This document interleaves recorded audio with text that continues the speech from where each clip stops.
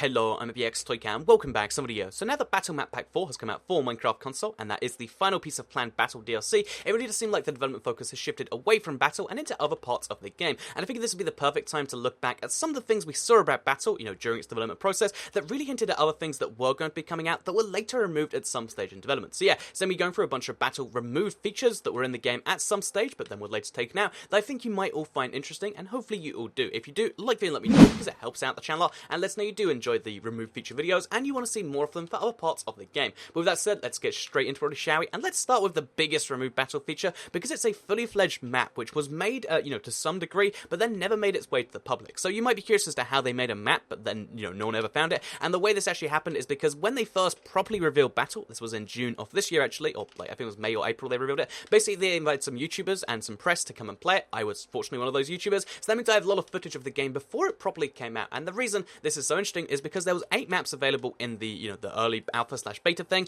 There were the 6 maps from, Battle Map Pack 1, plus the 3 you have at first, so Cove, Cave, and, Cove, Cavern, and, Crucible. There was those 3 maps, the 3 from Battle Map Pack 1, and then there was 2 other maps, one of which later came out. It was Atlantis, so it's based on this map right here. You can see just how similar this is to the Greek Mythology mashup pack, but as well as having, a map based on Atlantis, a map based on Medusa, and all these other things, they also had one other map we've never seen any gameplay of since then, and that was called Labyrinth. So again, it was never selected in the beta test, and, no one ever got to play it, but basically there was a map called Labyrinth that was strongly, hinted to be based on the Greek mythology world, because if you don't know, one of the very first things you see in this world is this labyrinth right over here, which you have to go through, and then there's this thing down here. It's a really cool looking map, because look down here, it looks pretty darn cool. So yeah, what happened to Labyrinth, I guess, is the first question we should answer, and if I had to guess, because we haven't had any official things, if I had to guess, one of 2 things happened. Either, first of all, it was a test map that they never really intended to be made public. They were just like, oh yeah, let's test out, what happens when people fall in lava, what happens when people fall out of bounds, because a lot of games do have test levels they use just to make sure stuff works.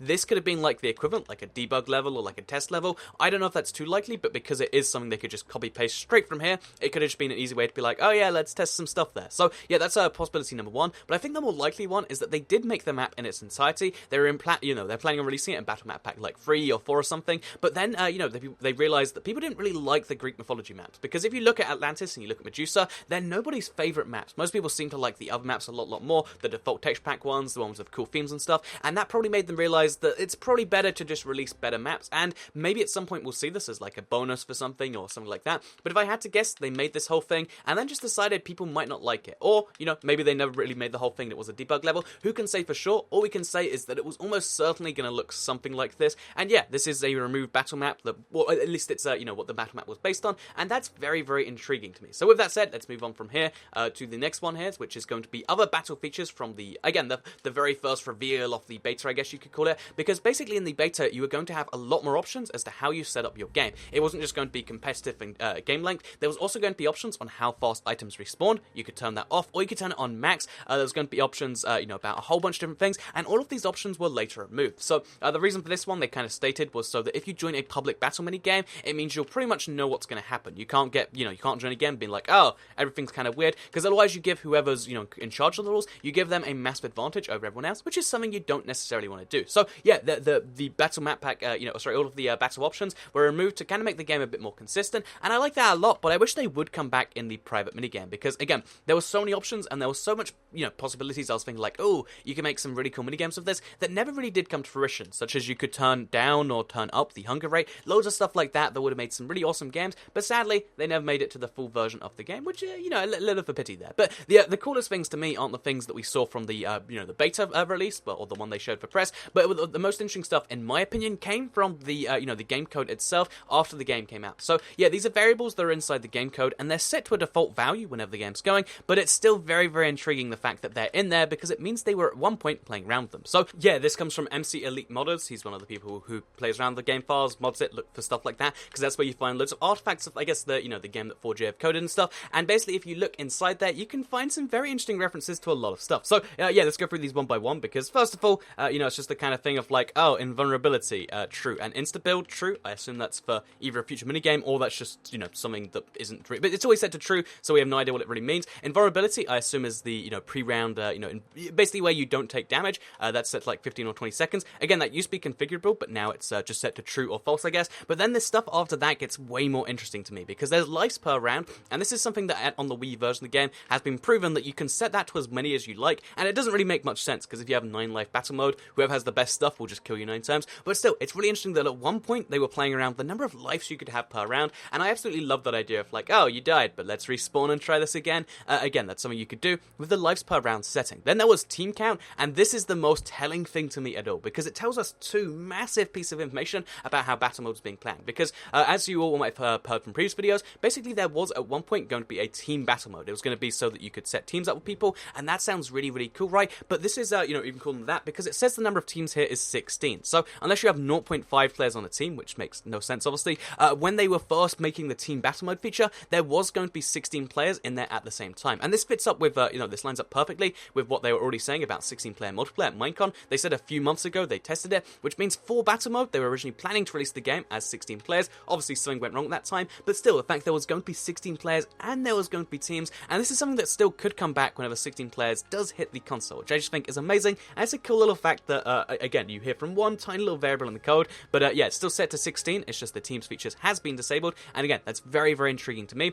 Team-based spawn was also something you could turn on, so right now, there's 2 types of spawn, there's like, spawn around the center or spawn around the outside of the map. I assume team-based spawn would mean it's so one team spawns on one side and one team spawns on the other, or even, crazier, like, one spawns in each corner, because one of the cool things about each map, which is kind of like a relic to this, is the fact that every side is either themed red, blue, yellow, or green, and that could have made perfect sense. If you're going to have, 4 teams, then you could have them each be on a side of the map, and I love the fact that at some point they had these grand kind of plans that still hopefully could make their way back, because it's all in the game code to some extent, which means making it would be a little bit easier than just coming up with something brand new and fresh, which again, sounds really, really cool. The team max size was set to 2 by default, which is intriguing to me, but that means if you're playing with 8 people, then you're going to have 4 teams, but if you're playing with 16 people, you'll have like 8 teams minimum. I guess that must be what they're doing there. So yeah, that was a very, very interesting thing. But the final thing here is the max players for small maps. So as you all know, it's 6, but there is a variable so they can change this when they need to. And I believe during, again, the earliest events, it was set to 4 instead of, 6, set to 4 instead of 6. And this really makes me think that they were, really, really invested in 16-player multiplayer. Obviously, something went a bit longer along the lines. Maybe they just really couldn't get the connection working.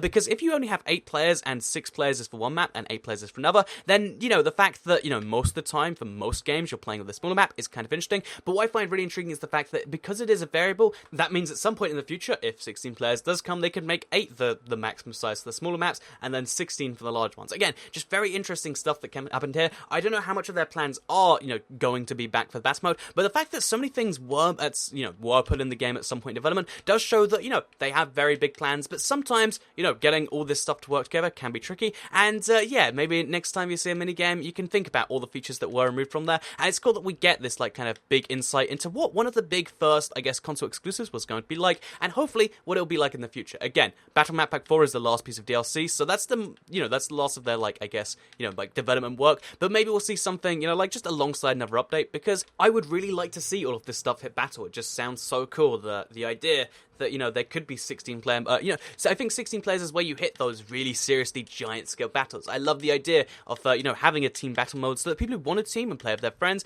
they have a proper way to do that, and then you can do, again, grand epic scale battles, and also, the fact that there's a map sitting around there somewhere, I find that incredibly interesting personally. But yeah, that's enough for today's video. I hope you did all enjoy it. Let me know if you want to see more removed features by either liking the video, let me know in a comment down below, or just any of the good things, because obviously the better a video does, the more it encourages me to make more like this. So thank you all very much for watching the video, because I'm going to have to see you all.